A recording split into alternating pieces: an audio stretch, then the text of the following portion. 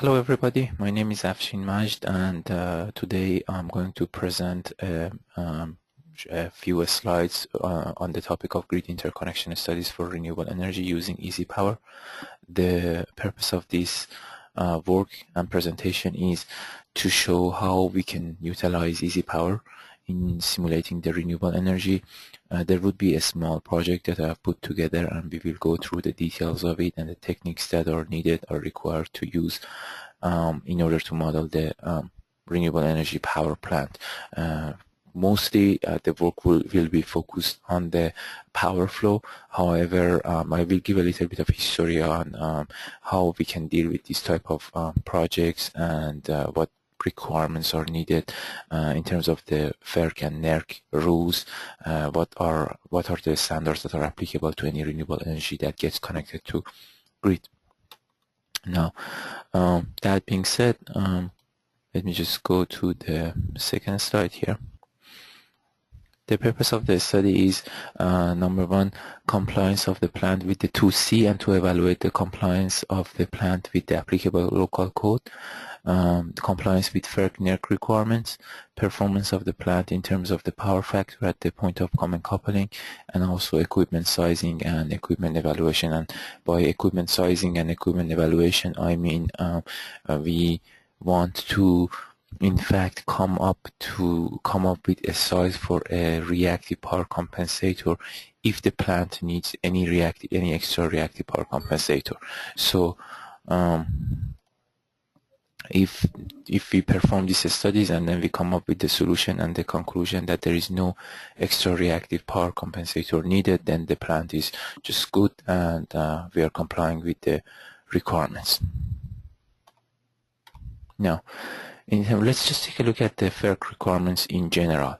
For those of us that have enough background and familiarity with FERC and NERC requirements, FERC obviously is the Federal Energy Regulatory Commission, and NERC, North American Electric Reliability Corporation, and NERC is an entity which assures the reliability for the bulk power system for the entire country. Of course, NERC covers entire United States and part of Canadian provinces and also part of the Mexico. But we focus on the general rules of the NERC, and this project could be anywhere. But the work that I present today, it could be a small project, a large project, and anywhere in the United States or even outside of the country. Another background and maybe explanation that we need to have prior to starting the work is that the renewable energy projects, they can be either a distribution level project or a transmission level project. Distribution level projects usually get connected to systems at smaller than 69 kV, and their size is less than 10 MVA, and transmission level projects are larger than 20 megawatt, and they get connected to 69 kV or higher. So these are the criteria that we need to keep in mind in order to separate and distinguish a distribution project from a transmission project. That's one thing. The other issue for this presentation is that I'm going to focus more on the transmission level projects because they tend to be larger. They tend to be type of project that require a detailed study work, and of course the impact of the budget, and then because they tend to be larger, they need to be studied in a lot more details, and the result of those studies are going to be more important, because eventually if there is a little bit change in the size of the compensator, of course it translates to more dollar value. But FERC order number 661 requires public utilities that own, control, or operate facilities for transmitting electric energy in interstate commerce to append to their standard large generator interconnection procedures and large generator interconnection agreements in their open access transmission tariffs standard procedures and technical requirements for the interconnection of large wind generation. Details of the requirements. In a very simple language, the requirements for the FERC standard or FERC rules, I can break it down to three important high-level requirements. However, I will pick one and I will focus on the third requirement here. and that would deal with the power factor requirement of the power plant, and we focus on that work. But number one, demonstrated the plant owner or the plant designer or a developer has to demonstrate low voltage ride-through capability. In other words, show that the plant can remain online during voltage disturbances up to a specified time periods and associated voltage levels. What it means is that if there is anything that brings the voltage at the terminals of the power plant to a very low voltage or zero, the plant should not trip for a certain number of time or a certain number of cycles. In other words, for 9 cycles, I mean, there's a specific language in FERC that requires the plant to be connected even if the voltage of the plant drops to a very low value. We call it low voltage ride through, or in other words, the plant has to be able to ride through that low voltage conditions. Number 2 is that the plant has to have supervisory control and data acquisition capability to transmit data and receive instructions from the transmission provider. This is a SCADA requirement and outside of the scope of this presentation today, so I'm not going to focus on that one. Third would be maintain a power factor within the range of 95%, leading to 95% lagging measured at the high voltage side of the substation transformer. Now, this is the requirement that I'm going to focus on today, and this requirement does not ask for a fixed power factor operation of the plant. Instead, it's just asking for the capability for the plant to have the capability to be working within 95 minus 95% power factor to plus 95% power factor. And someone may ask why these requirements or where these requirements come from, even though again it doesn't really concern our discussion today. But this way the system operators in fact make sure that the plant has enough reserve of reactive power in case there is a transient voltage drop or voltage increase, because those are the scenarios that you will need either to inject reactive power to the system or absorb reactive power from the system. Now, if you have a very, very stiff grid, you will need a lot more injection or absorption from reactive power in order to be able to shift that voltage. But anyhow, that's the leverage that the power plant has in order to be able to shift, pull or push the voltage at the point of interconnection. Now, the discussion, next important discussion would be how we define the point of interconnection for the plant and how we can make sure that we can comply with these requirements. These requirements have a lot more technical details into them. I have started from FERC and NERC, but basically the entire country, United States, is divided to different regional ISO and TSOs. They all develop their own codes and standards, but they all start from the base and level that NERC puts the requirements. So it means that they can have requirements which are more stringent than NERC requirements, but they cannot have more relaxed rules and standards from what NERC requires. Now let me just move to the next slide here, and that makes it a little bit more clear for us. This is a snapshot of the project file that I put together. This is of course a very small wind power plant. The way I have modeled it, I have modeled it as 5 synchronous generators here. We have a collector system, cables, a step-up transformer, and of course POC, point of interconnection. Now, as you see, there is I assume that there is a transmission line. So there is a transmission line here that connects the point of interconnection actually to the rest of the transmission system, which we show it as a utility. But sometimes this POC can go and be on the other side of the transmission line, in which case we have to also be very careful about the stability of the system, because whenever we push a significant amount of active power through some transmission systems, depending on the impedance and capability of those transmission lines, we might face a stability issue. But other than that, what happens here is that there is a step-up transformer, and if this is a transmission level project, something subject to FERC 661, then we will be definitely having the definition of point of interconnection at the on the high side of the transformer. There are occasions that you can define the high side of the transformer as POC for some requirements, and for the rest of the requirements you can define the low side of the transformer as POC. Those are areas, some provinces of Canada deal with those requirements, but again, bottom line and the point and focal point for this presentation is that we're trying to show that how EasyPower can be used, how it can be utilized to model the system, and eventually it really wouldn't matter for us as long as you have the model. It wouldn't matter for us to have the POC on this side of the transformer or low side of the transformer. So now this becomes the collector system. These are the machines, and this is the rest of the system. Now let me just open up the real file that I've created, and this becomes the system that we have here. The main transformer, machines, 1, 2, 3, 4, 5 of them, and the rest of the system, POC defined here. And of course it's ready to go because I created this file, and then maybe in the future I can even go into details. If there is a chance I can go into details, future presentations, and then show how this file or how the details can be entered here. But just general description, if you have 5 of them, or if you have 10 of them, or even more, it really doesn't matter. It would be a fact of creating these wind turbine models here, and then you can copy and paste them as many times as you want to.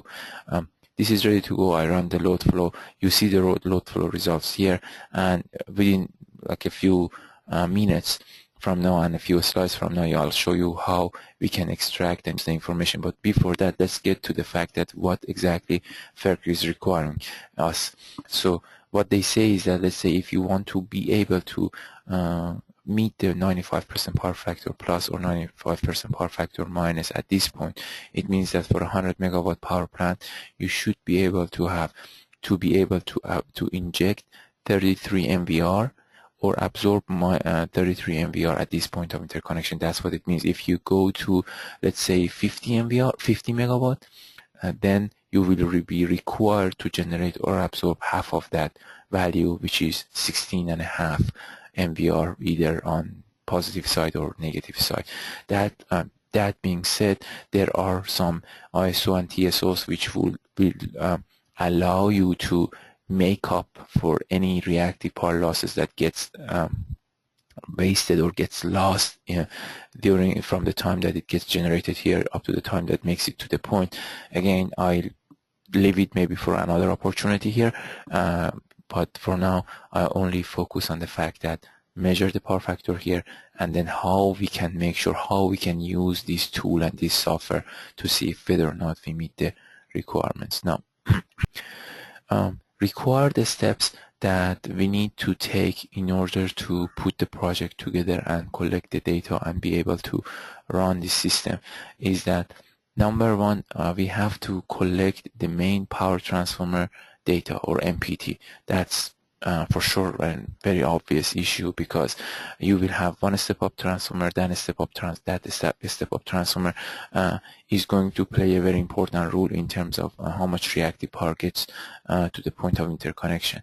You need to see how much gets absorbed by that transformer, and if the transformer impedance goes up or down, or the voltage level goes up and down, how the transformer, if you don't have the correct and enough information about the transformer, basically it's going to invalidate the entire study work. So next one is collector system data, cable length, and impedance. We will need those information as well for very obvious reasons that you need to model it, and again, like the transformer, they're going to play a role in how much reactive power gets consumed by that system. Then exact location of the point of connection, POC or PCC. For that, we will need to know the definition of PCC. Obviously, it's a transmission project for the sake of this discussion, and if it's a transmission project, it has to be, the point of interconnection has to be on the high side of the transformer. Nominal operating voltage of the system, we need to know that one. We will see the results and we will notice that changing the voltage within, let's say, 10% tolerance, which is usually the norm, can significantly impact the value and capability of the plant to meet the FERC requirements. Now, going back to this point here about the PQ curve of the plant, the first thing, we need to know all the information of the turbine. Each turbine comes with a data sheet, and here I just put together a imaginary, in fact, I would say, PQ curve for a turbine which is from manufacturer, let's say XYZ. That really doesn't matter here, but I put this curve together, which I built it up myself, and I'm going to use this one, assuming that the manufacturer of that turbine has provided us with this PQ curve. So we have this PQ curve, and we want to see how we can utilize it if we wanted to model the system. What it says for those of us that maybe have little less background and history in wind area, it says that the turbine starts from zero. At zero power production, it has zero reactive power production. Then 100, let's say for 100 kilowatt, it can generate up to 500 kVR. 200 kilowatt, it can generate up to 500, and 650 kilowatt, it can generate up to 500 kVR, and so on and so forth.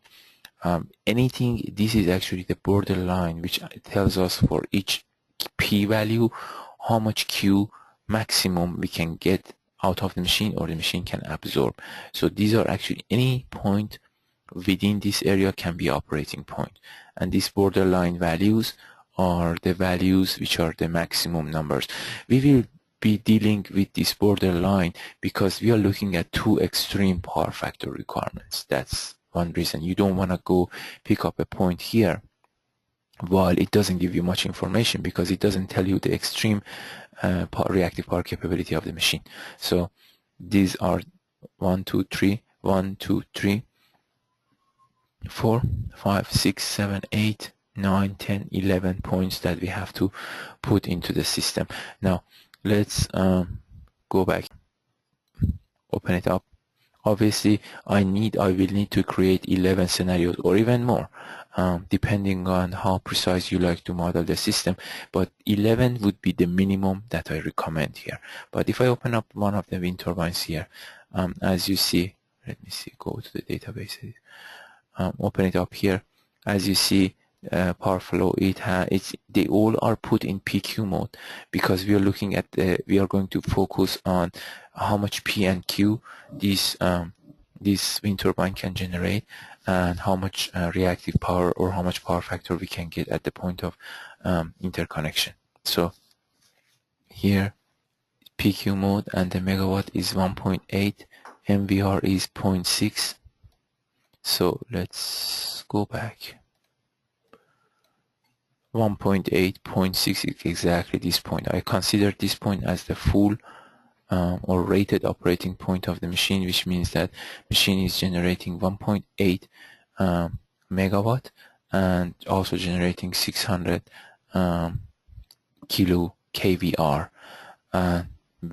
Along this line 1.8, it can actually generate or absorb any value of reactive power along this line. Could be any of these values here. Now go to next slide. When it comes to EasyPower modeling, since these plants usually have a large number of turbines, the best will be creating one turbine with all the required data and copying it for as many times as needed. This will significantly reduce the modeling time and eliminates any risk of human errors. For the power flow studies, you will need to choose the PQ mode, as you saw, for the turbine operation. But let's just take a look here. Once you have the data and PQ information of the generator, you can enter it here, as you see. Oh, let me just go. Yeah, you can enter it here.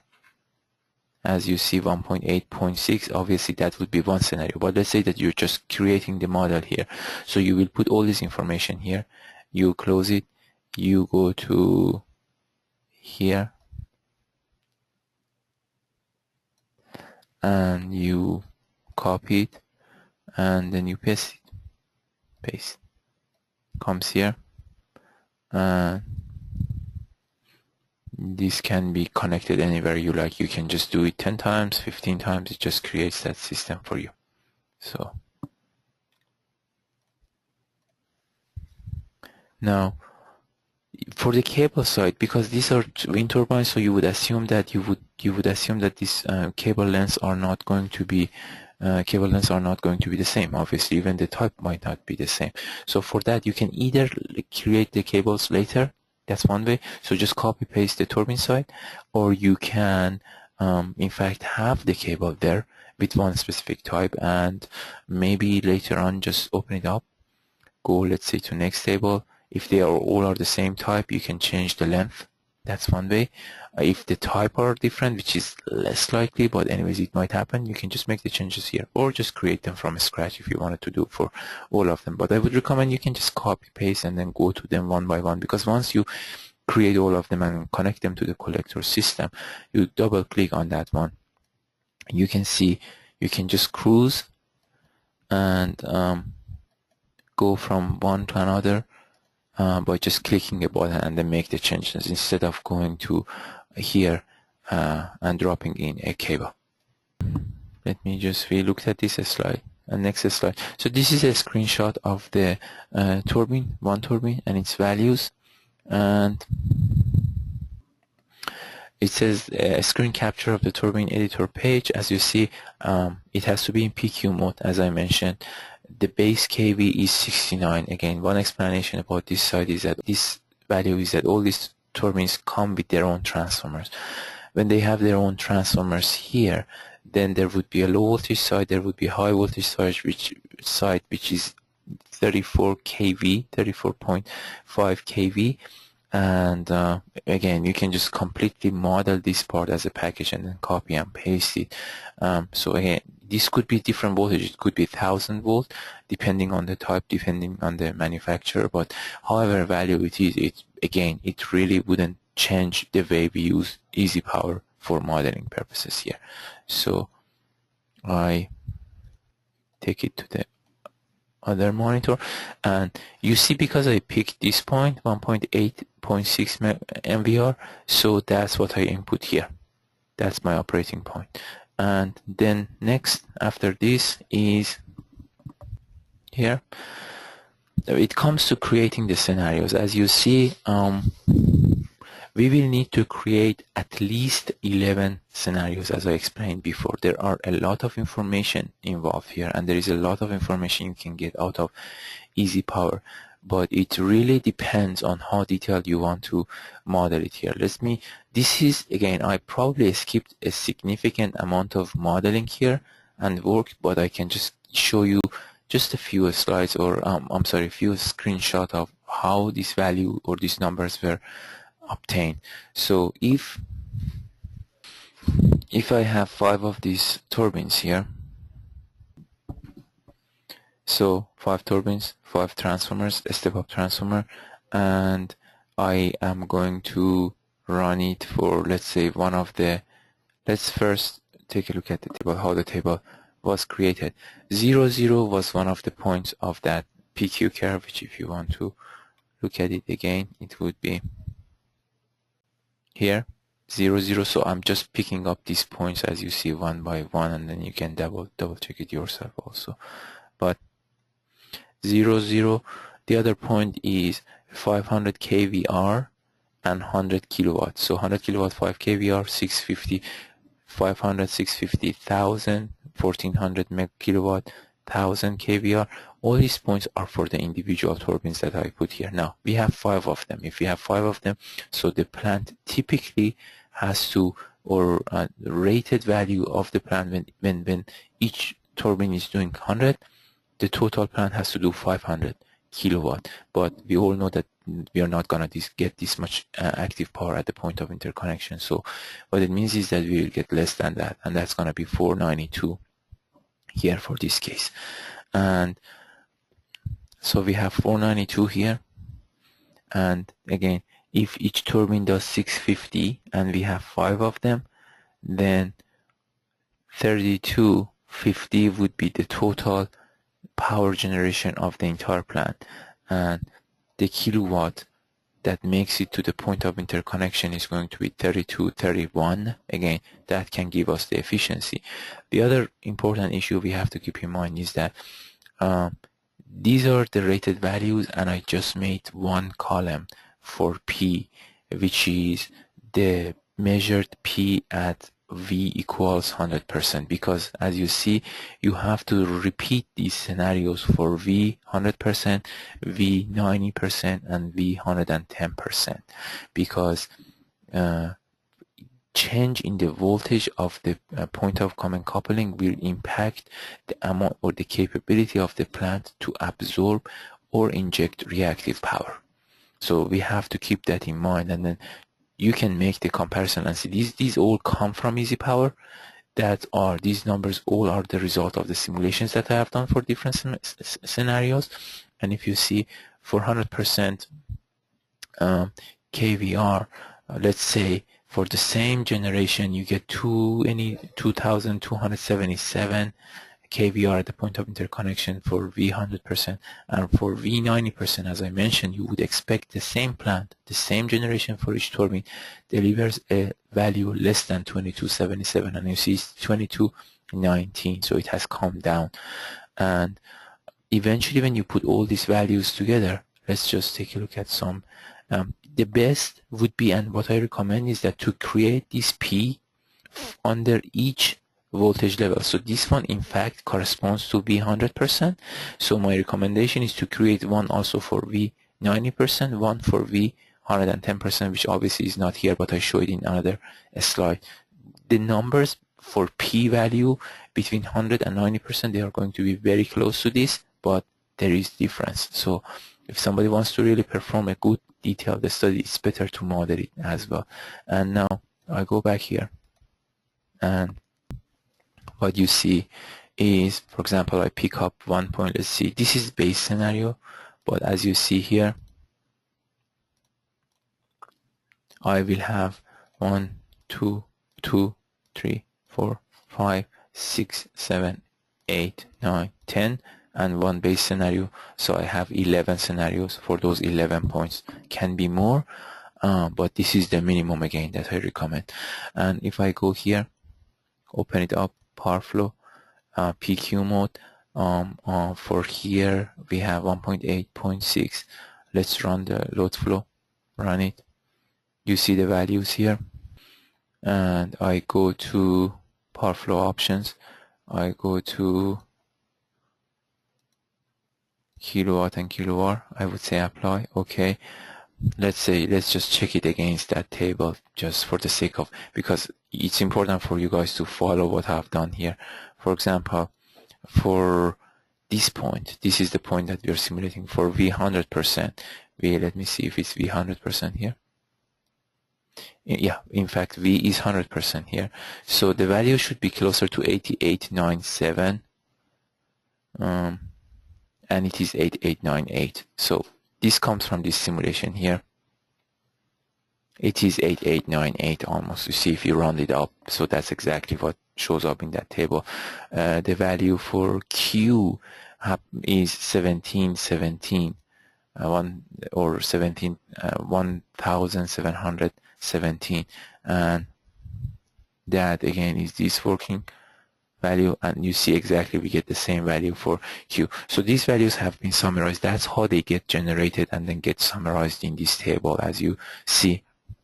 Then the next step that you will need to do is that perform, and again we can just do another simulation for, let's say, 90%. So for 90%, let me just go here, change the value to 90%, click OK, and runs. In fact, it's already run. It's just updated the simulated results. So now you would, as you see, this value has come down, and you have to create, it's better that you create a separate P column for V 90%, because this one really corresponds to V 100%. But let's go back. This is 8875, which you see it has come down slightly. So again, another the importance of creating another column for 90%, but let's focus on the Q because that's the important part. And Q becomes 1431 here. As you see, its previous calculation has been 1430. It comes out to be 1431. So this value is slightly different, but you know, depending on simulation and the values that you put there, you should be able to get like closer to 1430. Now, the one important point to pay attention to is that, as I mentioned, when the voltage comes down, I haven't changed anything for the turbines. They are the same turbine, the same generation here, but the value of the Q comes down, and it comes down significantly. What it tells us is that if your utility voltage drops, then you will have to somehow come up with a solution to either increase the size of compensator, or at least keep in mind that your plant, which is the same plant, the same generation for Q, less amount of Q makes it to the point of interconnection. And that's exactly what EasyPower helps us to conclude. Otherwise, it's just you can't do it by hand calculation. You may know the trend because we know that the voltage and the reactive power are related, closely related, but in order to have an exact value, you will need to model it, and you will need to run this simulation. And that's exactly the point that I'm raising here. You use EasyPower to get these values the way they show up in this, and then you go for these 11 scenarios. Q are here, then you do it for V100%, V90%. Then it comes to the fact that you have to now put the requirements of the FERC here. What it says is that you need, for each P value of the plant, you need to be able to absorb or generate enough reactive power to have a power factor of 95%, either way, plus or minus. Now, let's just, reactive power of 95% translates to 33% of your active power. And by active power, I won't look at how much active power makes it to the point of interconnection. I would look at the rated value of the plant. Let's say if each machine is working at 100, the rated value of the plant is going to be 500. So if that's 500, that means 500 multiplied by 33, that would be 165. You will see 165 here. There is the same relationship between all these numbers here. So that becomes my reference. That becomes how much reactive power I need to have at that point of interconnection in order to be able to meet the FERC requirements, and that's how much I generate. So let's say for 500 kVAR, I generate 2428, I will need only 165. I generate 2403, I will need only 165. And these values is the surplus. As you see, they are negative. So this value negative, they start coming down as the active power goes up. Or in fact, let me just go back here. As we start moving along this axis here, and then P goes up little by little, you will see that the requirement, because this line, this power factor line, starts kind of going up, and that's what you see. You get closer to critical points. So this value is negative, negative, negative, and eventually it becomes a positive value. That's where we notice that there is a reactive power deficiency. Now, logically, you would compare your worst case scenario, which means V90%, against this value. However, this is what I've got from comparison between my V100% versus my 95%. Again, this is a way to present how you can solve this problem. You, from this point on, using your engineering judgment and understanding the FERC requirements, you can just change it any way you want. But that gives us a 1207.63 kVAR, the required, at least the minimum size reactive power compensator that you will need here. And then that brings the next discussion, that do we use a switching cap bank, do we use a SVC, do we use a STATCOM, or do we use a synchronous condenser? That all depends on the type of reactive power deficiency. That all depends on the language of that specific ISO, TSO, and that specific regime and also country. However, it's not going to change anything with regard to your simulation. You still use the same tool, you still get the same results. Now, let me go to the next slide, and it says calculation of the cap bank size. The largest difference between the supplied and the required reactive power at the point of interconnection will provide us with the size of the cap bank. So as you saw in previous table here, all these numbers are the difference between how much you generate here and how much you require, how much you need to have here. You see this number drops below this number, and this is the difference. You see this number is even lower, so you would expect that the size of the reactive power compensator goes up for this calculation, and you can just obviously calculate it yourself.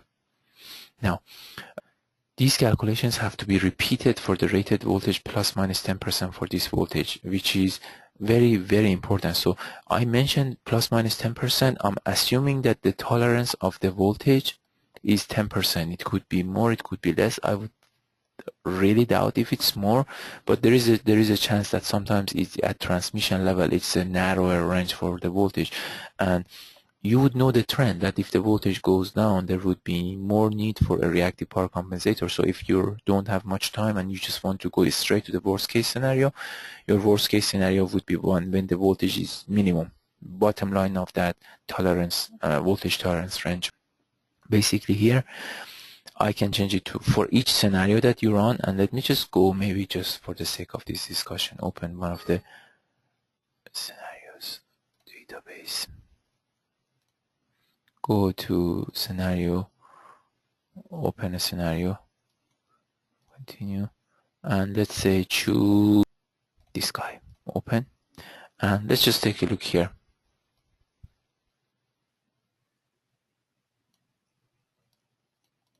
So what has happened here is that, let's just take a look at what point is it.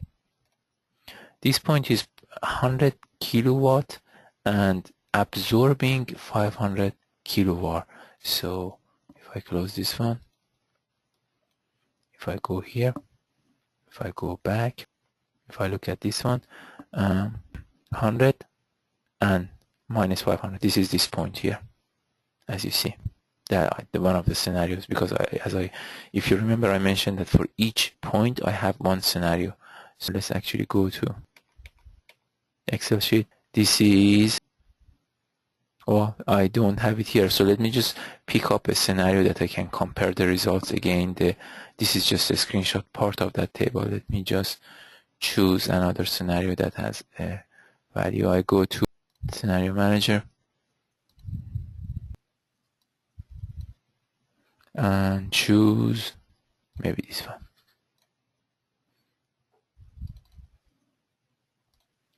$650.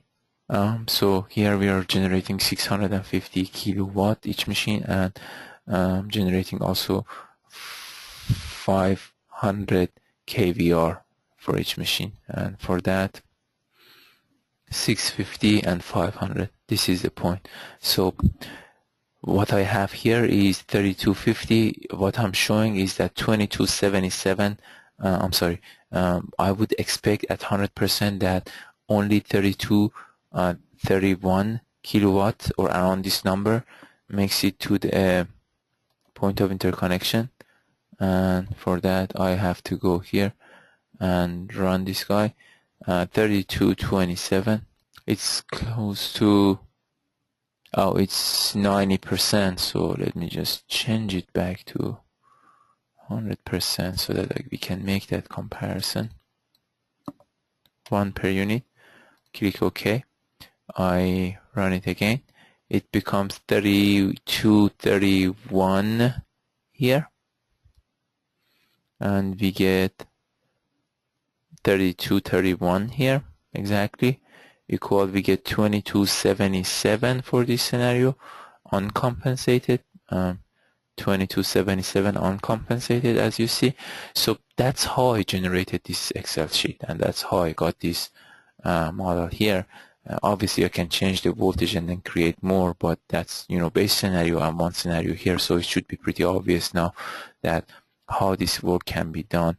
Now I go back and continue. The voltage level, as seen at lower voltages, the plant shows less capability in meeting the power factor requirements. Larger compensator needed here. Then table for the scenario results. For the scenario results, this is the table that we have here, and so we have kVR values, kW values, very much like what we had before. The difference is that now I have added the voltage of 1.1 per unit here. So I used to have 1 per unit, 90%. This is actually a more complete table. What matters here? Again, the same method has been used to extract this information, but I would like to draw your attention to the fact that Q, when the voltage has gone up, capability of the plant to generate Q has gone up. Let's look at this 2219 versus 2277 versus 2322 when we go from 90% to 110%. So keep that in mind. And then required cap bank sizes, which I believe I compared only the V at 100% versus 95%. And these are the numbers. It really doesn't matter. I would highly recommend that you add the losses, you add the efficiency, you add the transformer losses, all those things to this table. And if it's a complete report, why not making it like something that includes every detail and perhaps provide the people who have to make the key decisions with more information. Let them know exactly what's going on inside the power plant. Once it's just one click away from the results that you have here, you can just go to power flow options, run the different numbers and different options, and then get the values that you want. Let's just go back to EasyPower for a second and do a little bit of experiments here. I go to database, edit. I would say yes.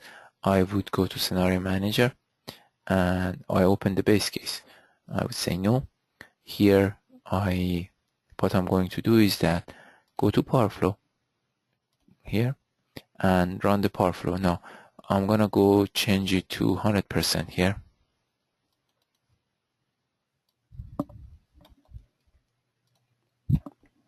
Take a look at the size of the cap bank, because now that I estimated the size of the cap bank, I can add it either on this bus or on this bus.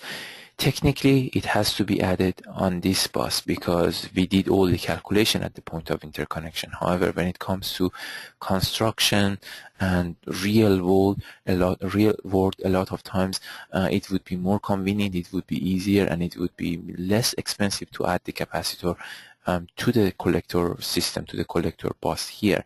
And for that, I haven't changed the value of the cap bank. However, when you do that, there would be a little bit of fine-tuning because you did the calculations here.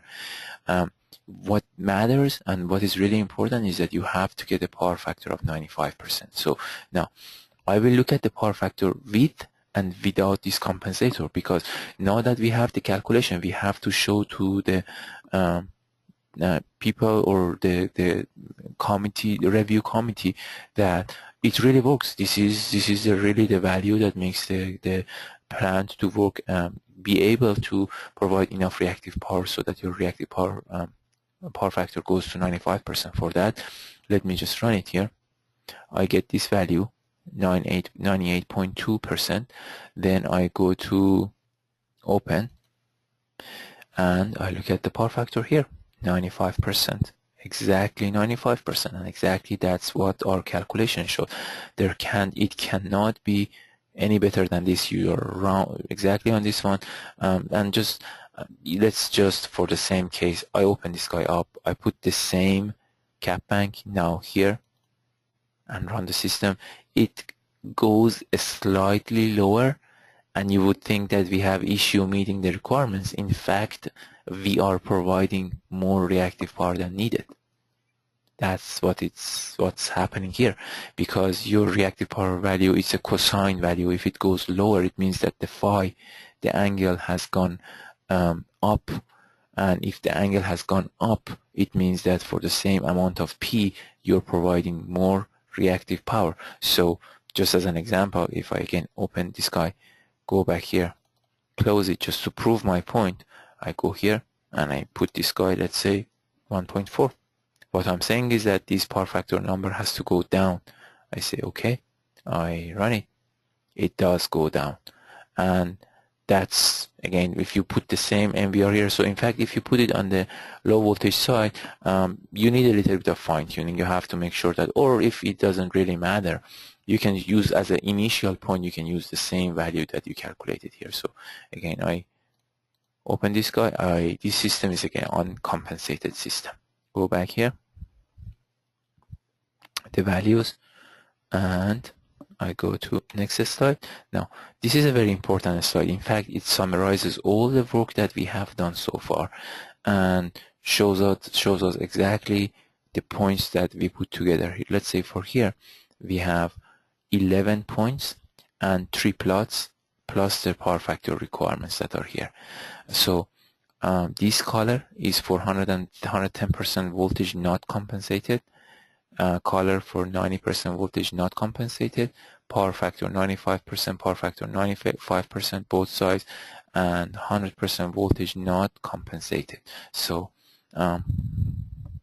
here it's very obvious that you can see as the voltage comes down, for the same amount of power, the plant is able to generate less reactive power. You see this color is associated with 90%. This color is associated with 100%, and this color is associated with 110%, and it comes down. And these are the power factor requirements that you see here. And this obviously would be the reactive power deficiency at this point.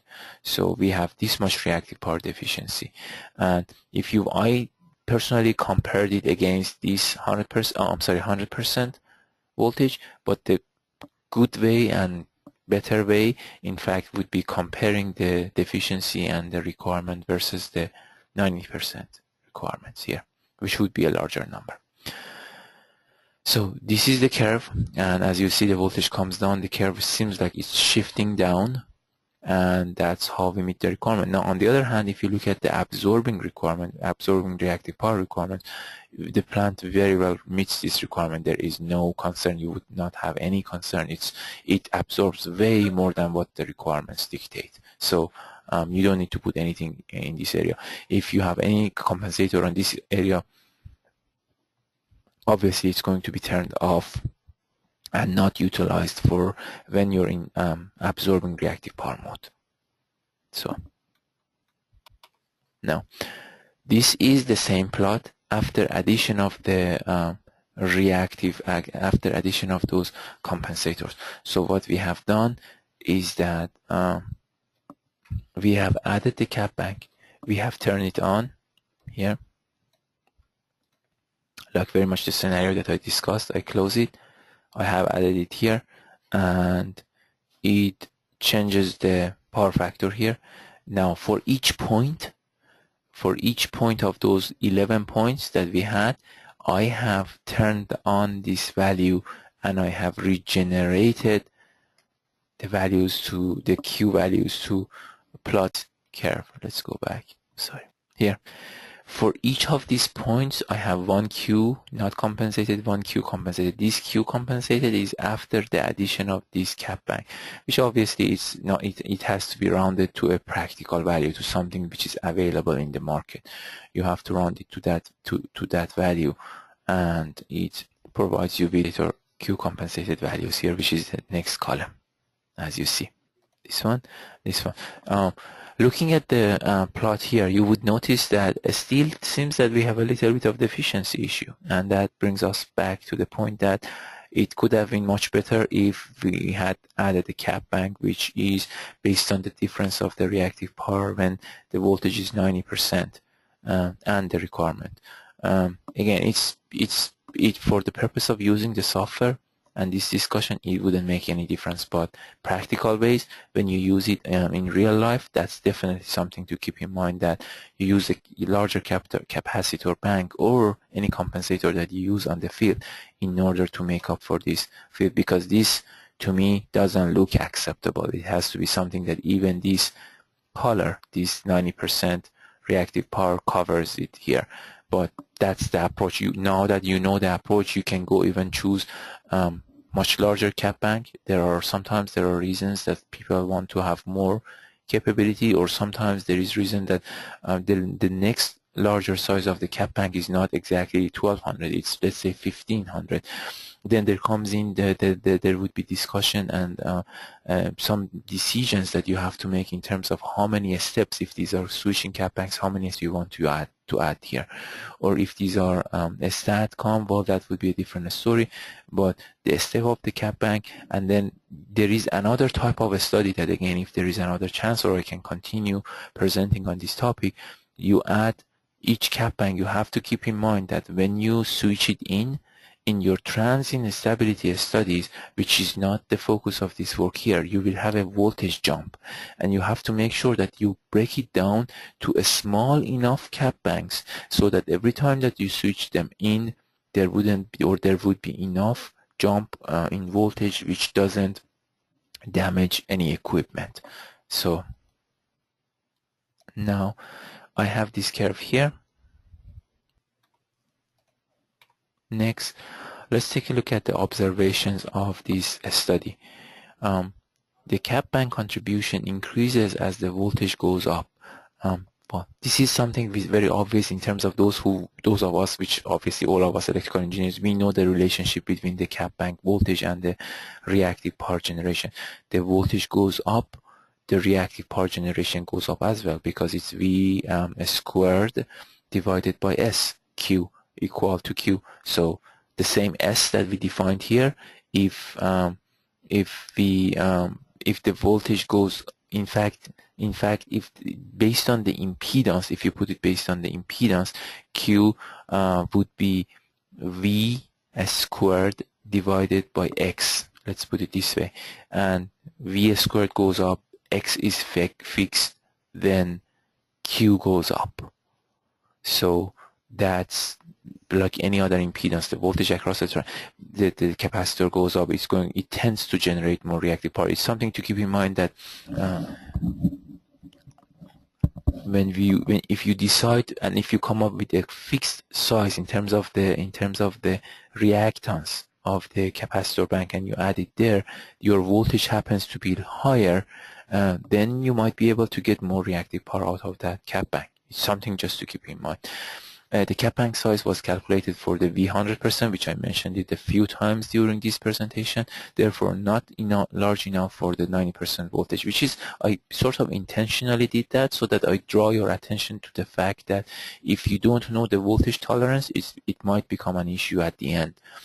The power factor lines were drawn based on the total plant generation, not measured P at POC. So what I mean by here is that I did not consider the losses, the P losses in the plant. Let's say if you have 5 machines, 5 turbines in this example here, I said, okay, if all of them are doing 100, then I'm getting 500 kilowatt at this point, not 492. So I ignored all the losses here, and based on that I drew the line, the 95% power factor line, because that line in fact has a slope of 33%, because tangent of that angle becomes 33%, and for that ratio, for that PQ ratio, I use the real rated P value, not the P that makes it to the point of interconnection.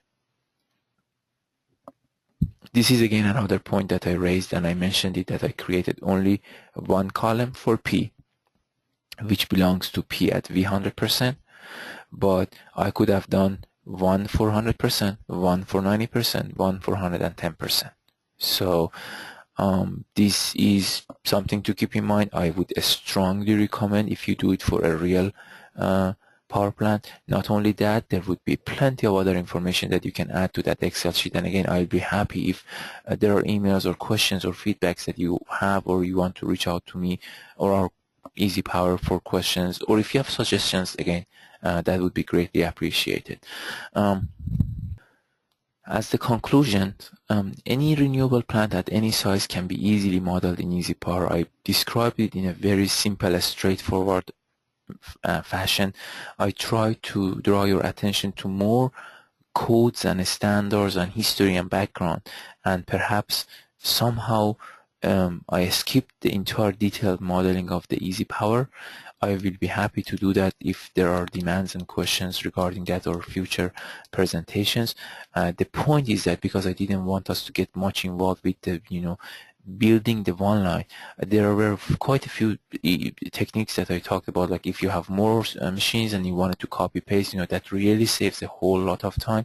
But point is that I used this one, I simplified the model, and I was able to actually not only model it, talk about it, create and present the results, and it can become a comprehensive model that you can present to your local ISO, TSO in order to get the permission to build your power plant. We used wind power plants here. It could be applicable to any other type of renewables because they all have the same requirements, similar requirements when they get connected to transmission system. And the plant for this case was able to absorb enough reactive power in negative power flow mode, which obviously we talked about it enough. That being said, I would like to conclude this presentation here. I would like to stop it here and then open the panel for your questions. I have been in renewable industry quite a few years, and I have enough experience, hopefully expertise, to share with you guys when it comes to your questions. So I strongly encourage to use EasyPower. If you are not a EasyPower user, get our demo and try it. For this simple case here, all the results that you see, they came out of the EasyPower, and hopefully you will become a user of EasyPower, because you see that it's a really very easy tool to learn and work with to model your power plants. So thank you very much. I stop it here, and I look forward to hearing from you guys.